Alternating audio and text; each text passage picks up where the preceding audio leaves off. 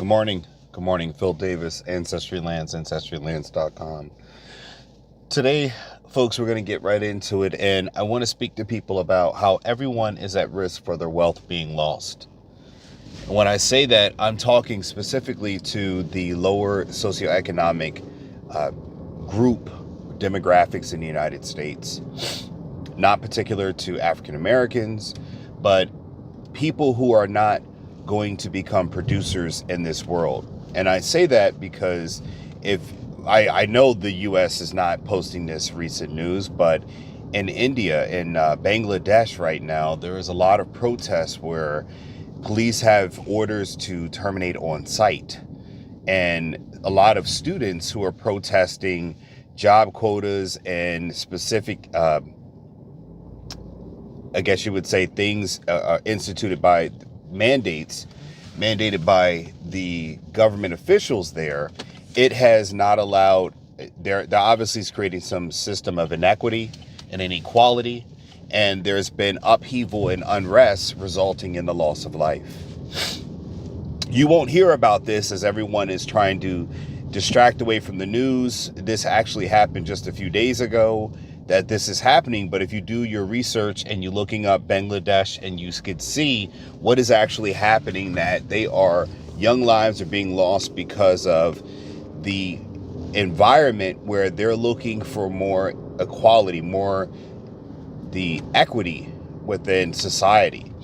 And the reason why I say this directly affects us at some point in more of a butterfly effect, because once, and in addition to this, let me also put in there that they have done internet lockdowns, the Wi-Fi, everything is off.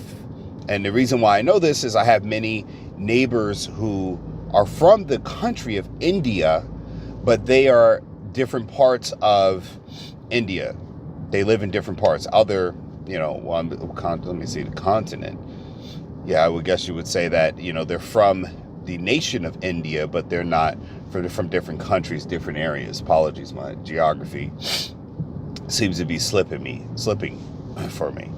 But the whole point is that they are in total shutdown. There's a round-the-clock 24-hour curfew, and the military has been told, at least from specific reports that I've read, that there is a TOS, terminate on site, for anyone that is outside, because they would be classified as the resistance. If you don't know, Bangladesh's government has been, talked about many times for their human rights violations. And in the U.S., they wouldn't be discussing this unless it was the right complexion for the protection when there's loss of life.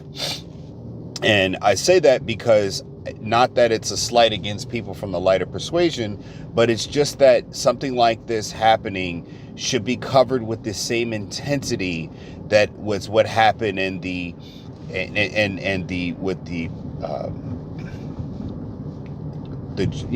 there in the Middle East with Netanyahu's people. And you don't hear any coverage about that, not in the U.S., not from what I've seen. Some of that distraction is at play. Okay, now that I've set you on a path where you could do your research. Because again, when I get calls from people in America, they're talking about the transition of the replacement of the puppet at the top of the positions that we call the head of this country, which is irrelevant to what economically is coming for all of us. And again, this poses the challenge for even what is remaining of the middle class, or people even in the upper class, because I'm going to lay this out very specifically, and you always are free to disagree or agree, but even our young children are going to be set at a disadvantage. Now, again, a little bit of backstory. I live in an area that is predominantly affluent with a micro population. Most of my neighbors are from India. I'm aware of holidays such as Diwali and other customs, and I've never had more curry food weekly than I have here, and it's delicious, by the way.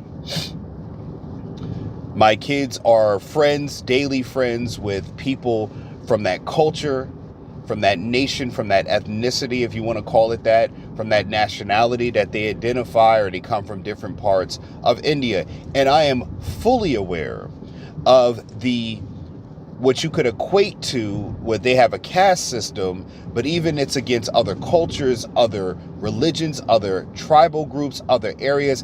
I can see how they interact with each other, even though to me, they seem to be all one people. Much like it is in America. So I don't want people walking around thinking that this is only limited to America, where humans tend to sort and file people into groups to be conquered, controlled, or otherwise oppressed. For people that are supposed to support the economic wealth and viability of others. That was African Americans or blacks, the freed slaves and their generational descendants, which I also am a part of. I'm also a part of the masters who owned slaves. Those are also my ancestors, because my lineage does follow somewhat history. I do also have foreign ancestral history, as I do have people who have made their way over to this country and they've never, owned, or they were not slaves themselves. I follow my lineage. My face is an example or a descendant of true, what is now considered American history and migration and immigration itself. So when I say to you, here we go with these shitty roads again. When I say to you that the new cast of economic support will be shifting, and us 40-year-olds, we won't see it all now, but we have evidence of it, as we can see already, and it will continue to get worse. And I'm going to lay that out for you. I'm just trying to set up and give you some explanation for my opinion, because what is happening there will eventually have effects into the way the government, or our government, U.S. government, offers aid, support, and it will deal with migration, illegal immigration, all in the years and decades to come. Right now, we already see that when you make a call for customer support, and even the most prominent countries, you get the sense that you are not talking to someone who maybe lives in a city with a zip code that is US based. When you call for customer service and you need an airline help or issue, I could hear dogs in the background. I mean, they don't even do a good job of pretending they're at an office anymore.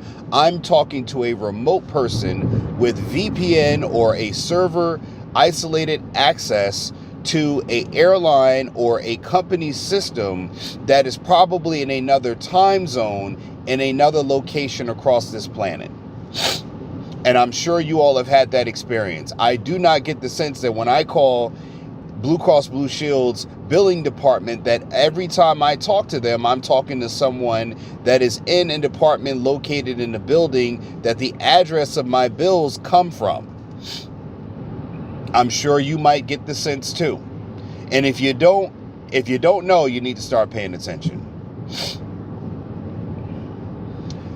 And if things are outsourced, they also, like I said, my neighbors here that I live around, they also get work visas, HB1 visas, or whatever those things are called. Some people even gain citizenship. My daughter is friends with people who were on work visas and now are naturalized citizens now. I guess that's the term. I mean, I was born here, so I'm not really familiar with the terms of, citizenship, but they became citizens, have to pass a test, and they are now able to enjoy the benefits of the U.S. society and market. And the first thing they look to do is establish real estate ownership in this country. The first thing they want to do is go and own a home.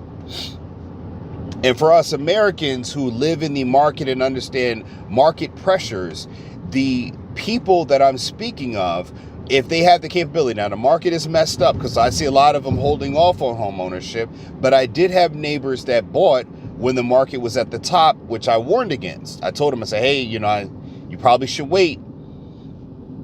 But their consideration is not the same as my determination as an American. It's very much different. This is why you have a lot of foreign investing going on in this country. And I'm not talking about just the big corporations. You have people that are non-native to this country that are moving in, becoming naturalized citizens, or staying on extended visas, finding ways to buy real estate in this country at the highest prices ever, and they're motivated by the opportunity to be able to get a foothold in this country. And nothing's wrong with that. Nothing's wrong with that. I want to say that again. Nothing is wrong with that. But you have to, as an American, understand when the government has shifted their eye away from you and is now looking at the new you. The new people who they can entice and enslave in debt. The new people that they can convince to take on loans that will now put their children into generational debt.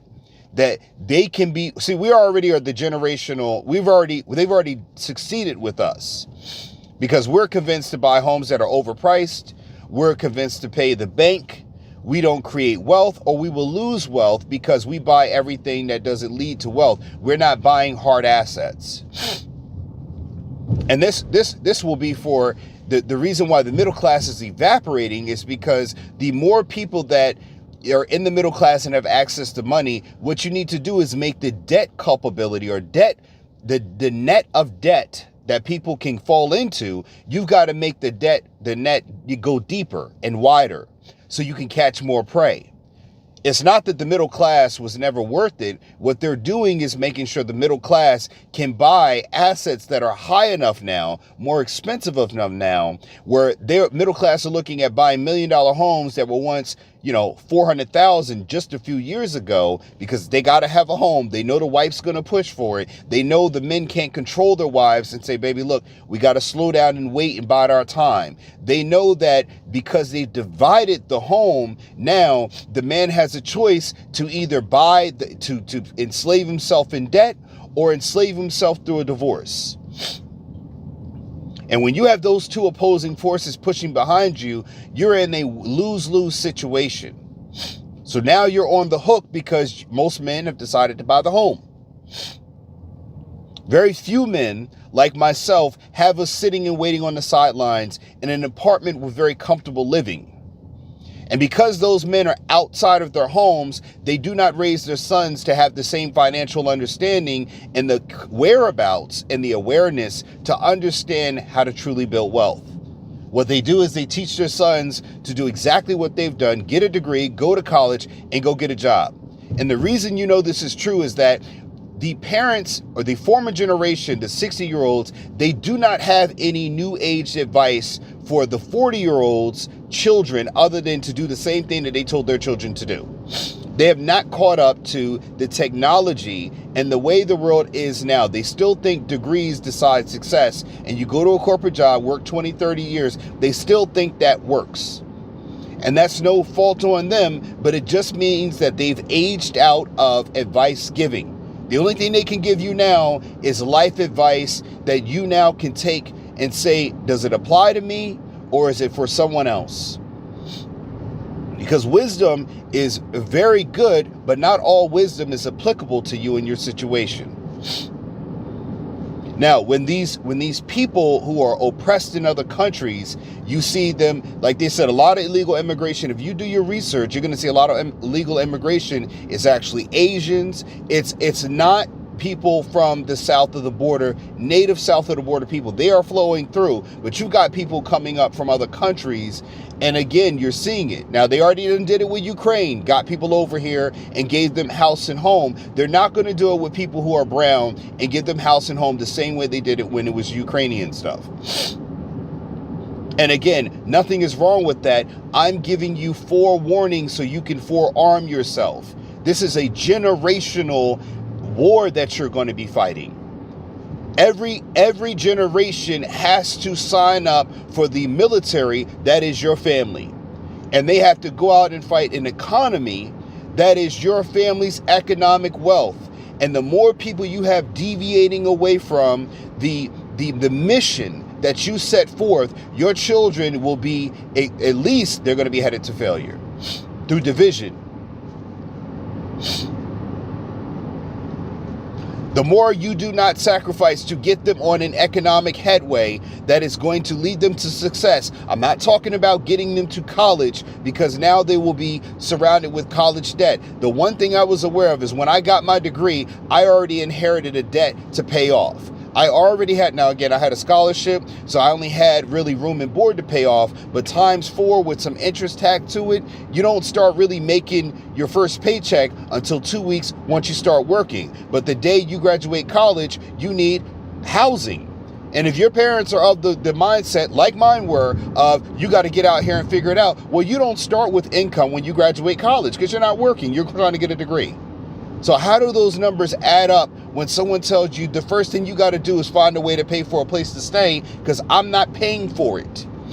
And if they do help you, they help you so much as to get you into the place. They don't think that even if you got a job today, you still are not getting paid until 2 weeks later. They don't give you a paycheck for signing up to the job. They give you a paycheck after you put in work to the job, which means even if you moved in, I mean, college gets out in May.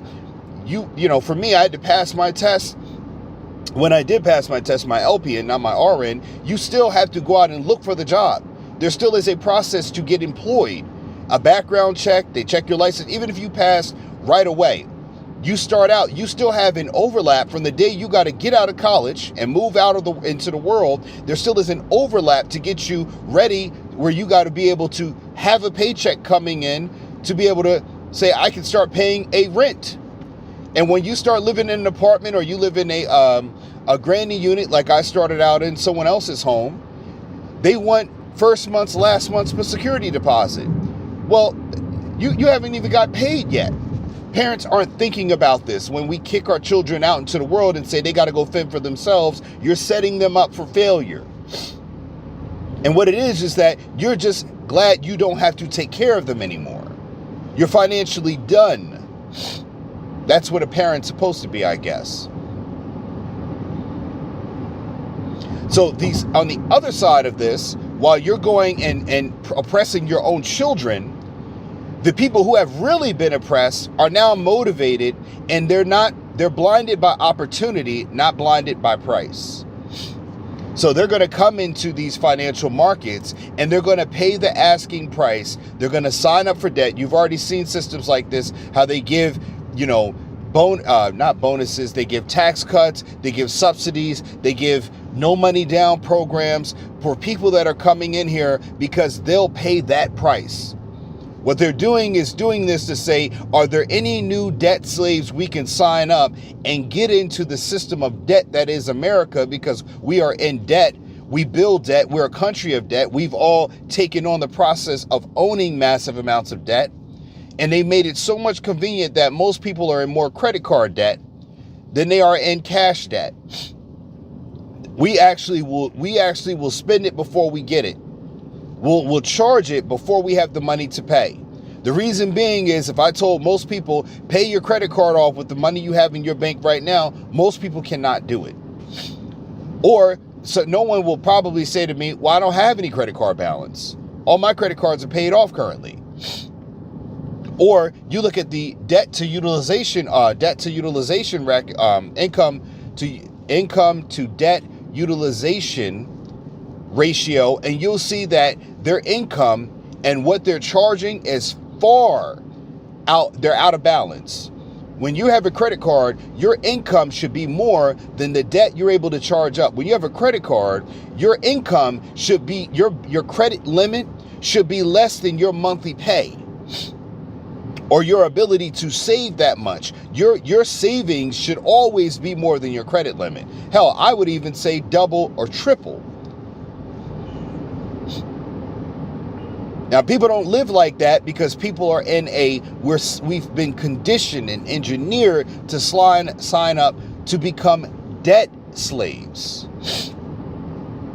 So again, you have new people who are saying, again, the devil you know versus the devil you don't.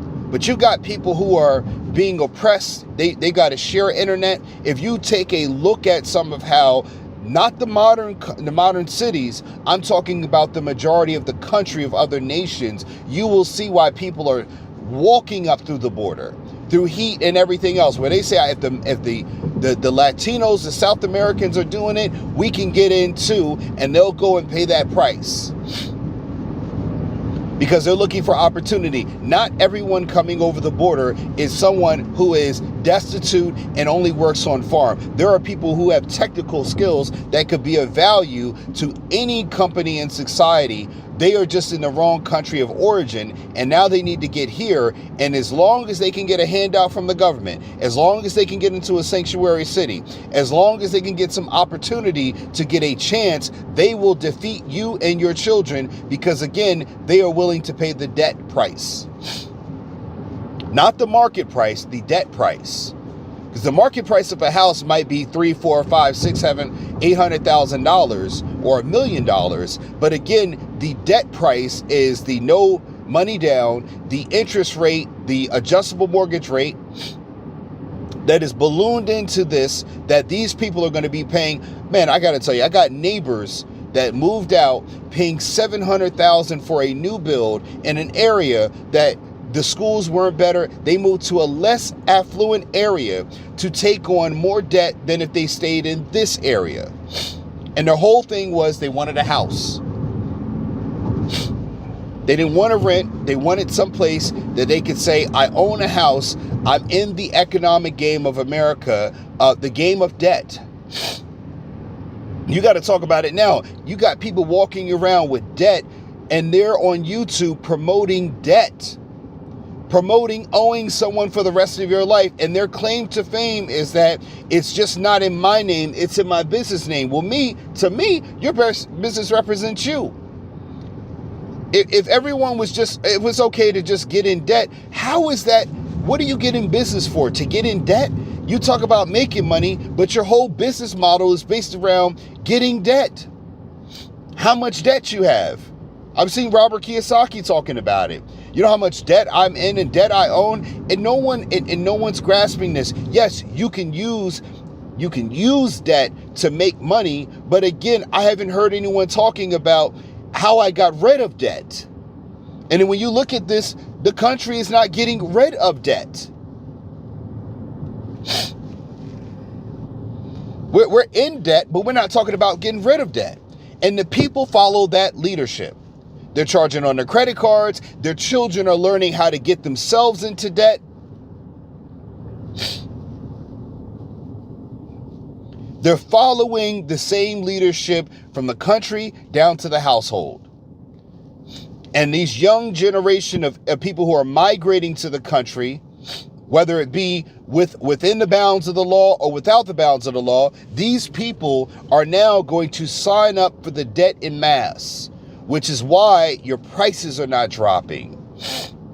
Because again, where they work for, where they live at, they work for pennies to try to get a dollar.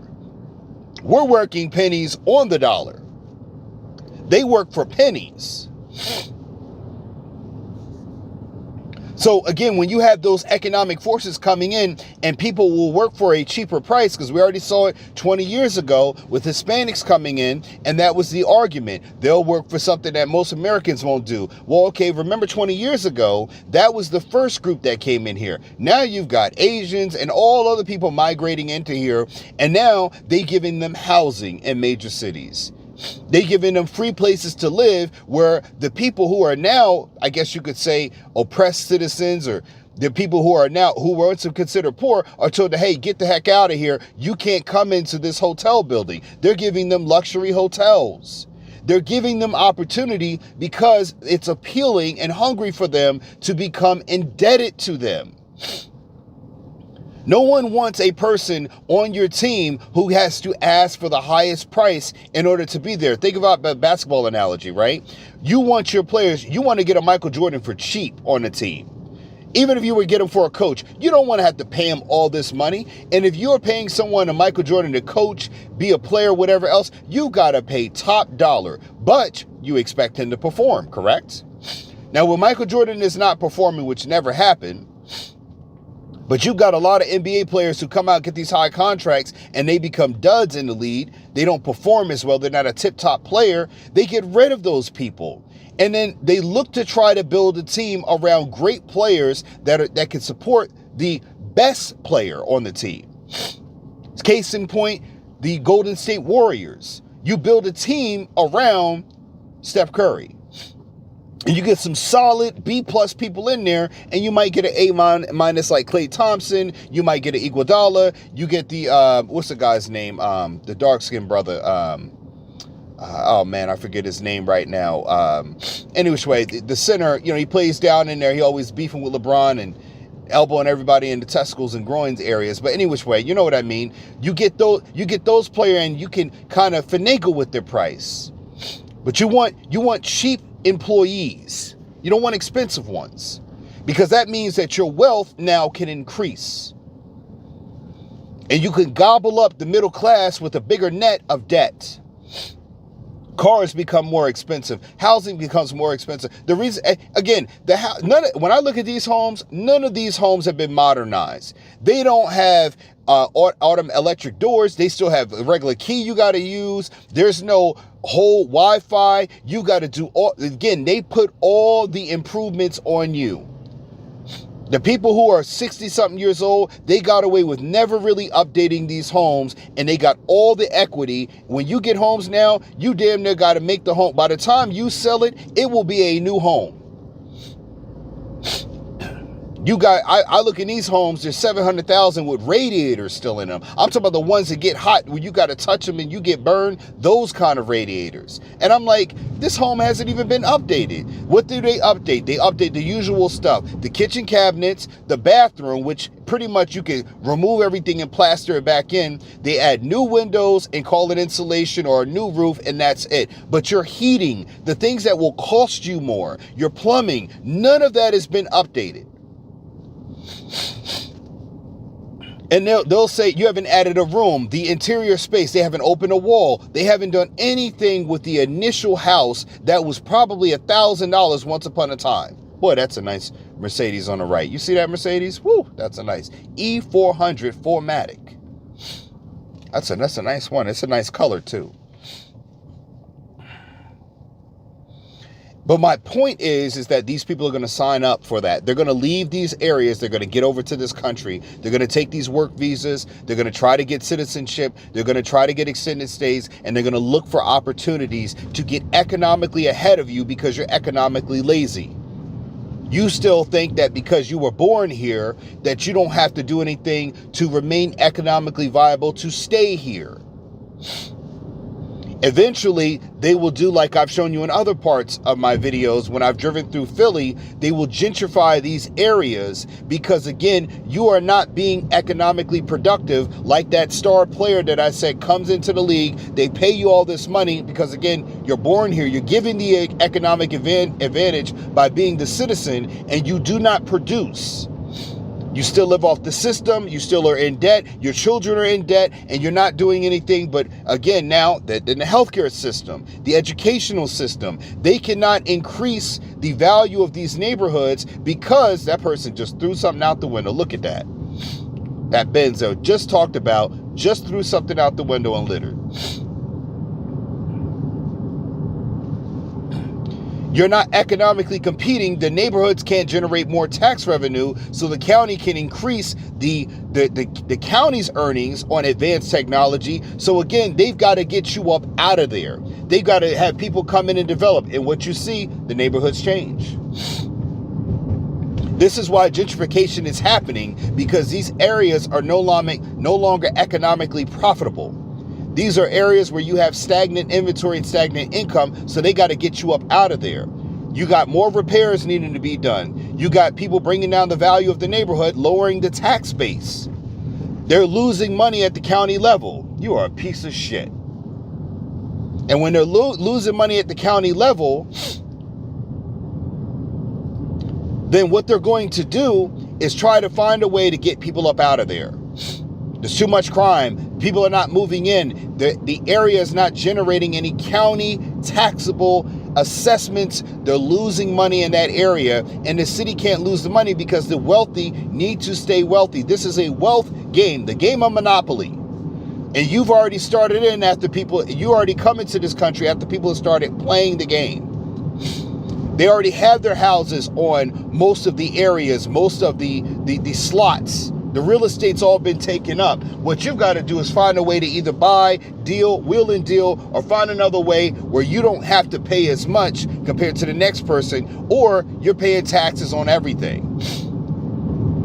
You didn't get in it when the government was establishing the game. So again, now you've got to come in and play the game, but everybody's got hotels and houses up. Now you got to buy in and buy the houses.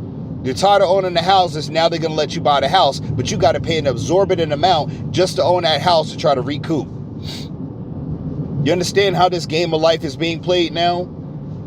I'm coming to you prophetically to get you to understand now what generationally you're happening. And again, they want your father and your son beefing and divided because you can't pass down generational wealth. They want the mother and father divorced and separated because again, you're going to have disagreements over what can be passed down. They want you economically strapped because again, you won't be able to teach your children how to build wealth, how to build your own house, how to do your own fixing and plumbing. They want you paying into the system so they can give you taxation without representation. Because everybody has to eat. I'm going to land my plane there, folks. I hope you've gotten some wisdom and knowledge. This video should be played back again.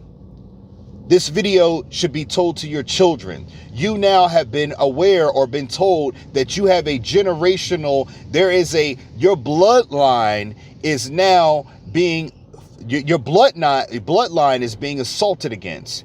You have children down into the future that you don't even know. So let the people keep thinking they got it. Let them keep thinking they're going to get a bag or get something else. Good, no problem. They will be destroyed in the end. Your bloodline is being, there's an insurgency on your bloodline.